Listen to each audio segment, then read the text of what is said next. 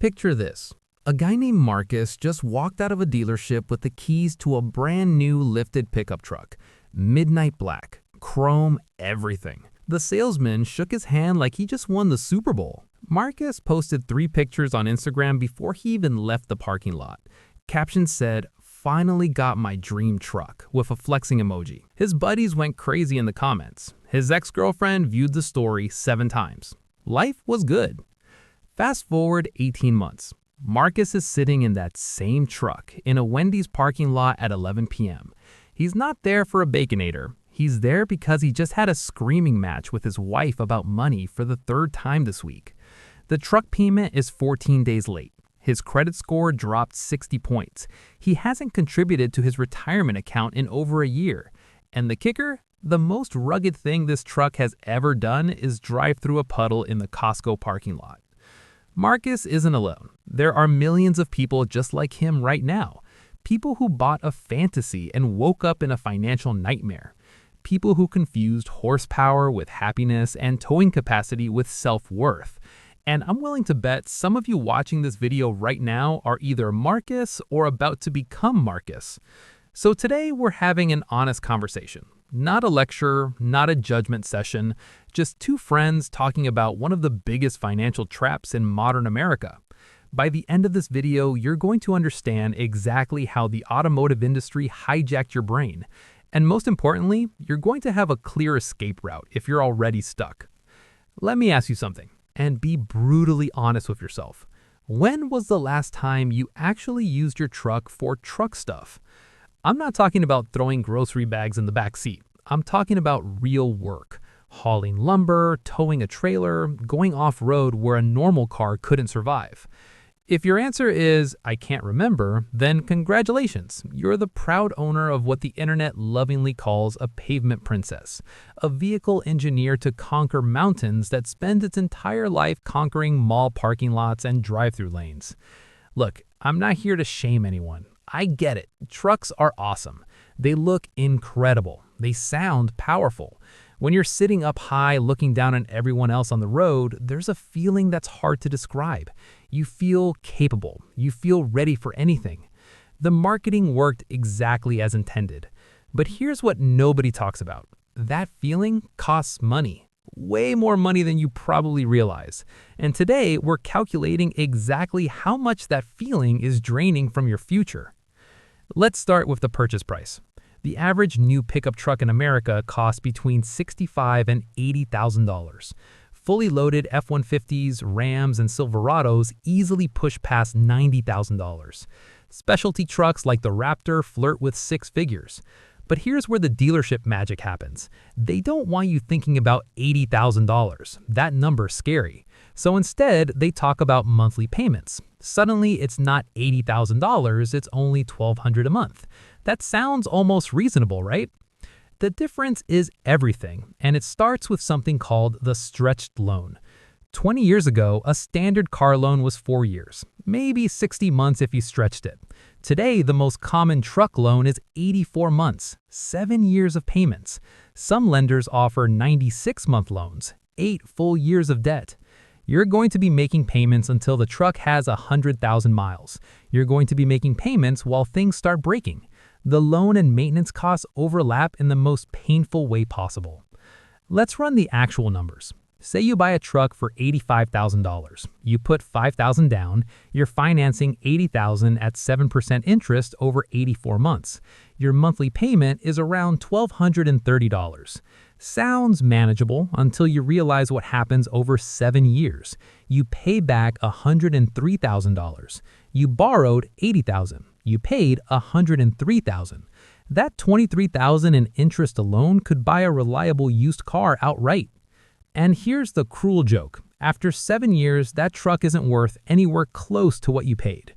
Your $85,000 truck is worth maybe $35,000 after 7 years.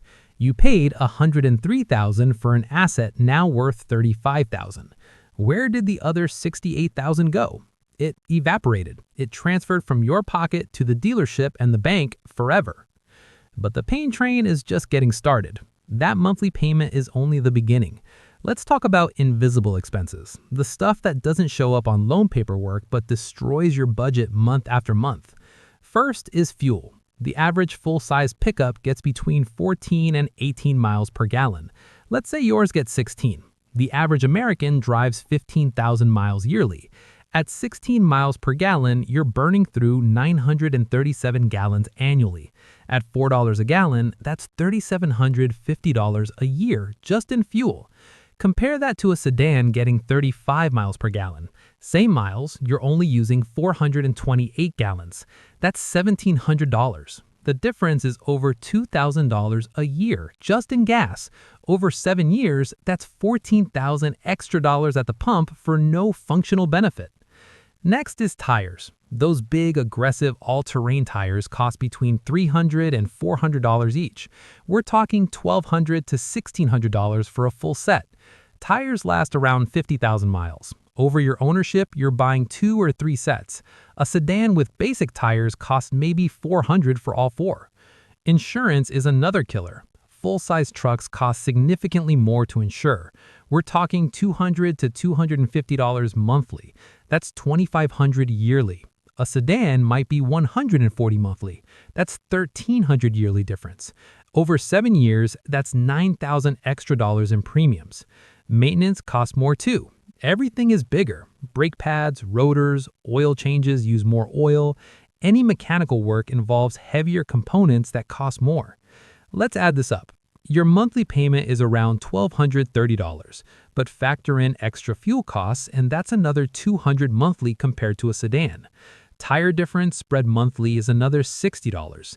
Insurance difference is another $100. Basic maintenance adds $50 more.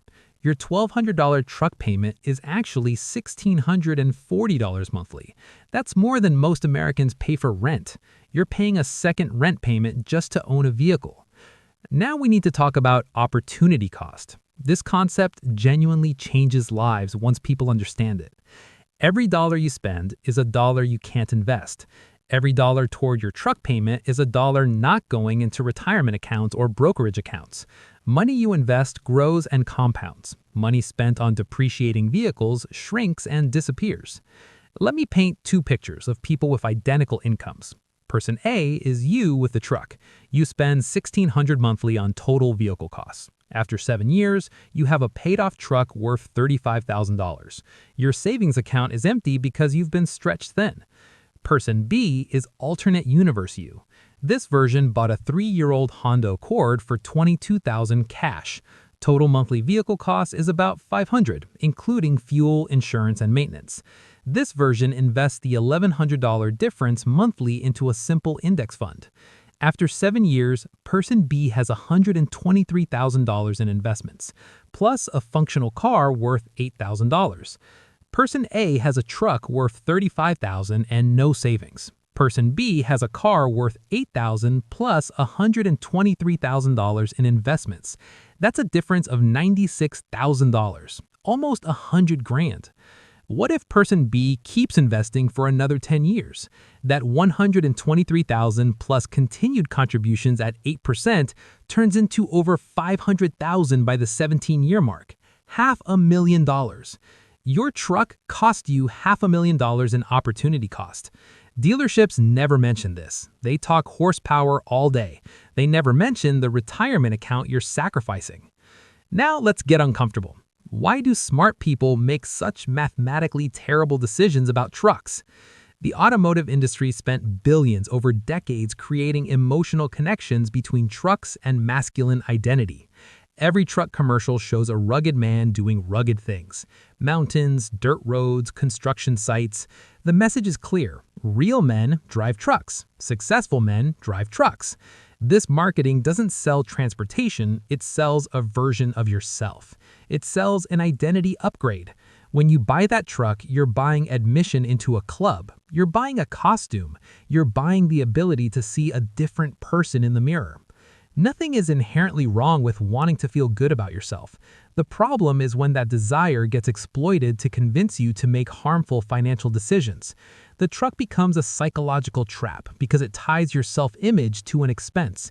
Now you can't downgrade without feeling like a failure. There's also hedonic adaptation. The happiness boost from new purchases fades over time. That incredible feeling when you first drive off the lot, gone within 3 to 6 months. Your brain adjusts. The truck becomes just your car, but the payment stays exactly the same for 84 months. Then there's the what-if justification. I might need to tow something someday. What if I need to haul furniture? Here's the truth. You can rent a truck from Home Depot for $19 an hour. You can rent a U-Haul for $40 a day. Paying an extra $100,000 over a decade for a what-if scenario that happens twice yearly is financial insanity. Let's talk about career impact. When you have a $1,600 monthly obligation, you need a job that pays a certain amount just to stay afloat. You have no flexibility. You can't take a pay cut to switch careers. You can't take 6 months off to start a business. You can't accept opportunities that pay slightly less. The truck payment becomes invisible handcuffs chaining you to your current situation. You have to keep working. You can't rock the boat. That dream of being your own boss? Delayed indefinitely. That fantasy of traveling? Impossible. Early retirement? Laughable. The cruel irony is many people buy trucks because they associate trucks with freedom to go anywhere. But financially, the truck creates the opposite. The truck is a freedom tax. You're paying for the aesthetic of freedom while sacrificing actual freedom. Think about how many hours monthly you work just for the truck. If you make $40 an hour and your total truck cost is $1,600 monthly, you're working 40 hours a month just for the vehicle. One full week of work every month goes directly to the truck. Let me tell you about my friend Daniel. Daniel bought a GMC Sierra Denali about 4 years ago. He loved that truck, washed it every weekend, bought accessories constantly. 2 years into ownership, Daniel got laid off during corporate restructuring. Suddenly, he had no income and a $1,300 payment hanging over his head. He burned through his emergency fund in 3 months. Then he started putting payments on credit cards. Within 6 months, he was drowning. Daniel had to sell the truck in a panic. But panic selling means bad deals. He was underwater on the loan. He had to come up with $5,000 just to escape. His parents had to bail him out. A grown man asking his parents for money because of a truck. Daniel now drives a 10-year-old Camry he paid $4,000 cash for.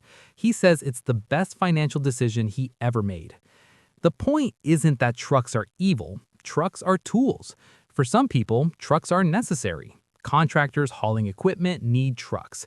Landscaping businesses need trucks. Farmers with unpaved roads and regular hauling need trucks. These are legitimate purposes.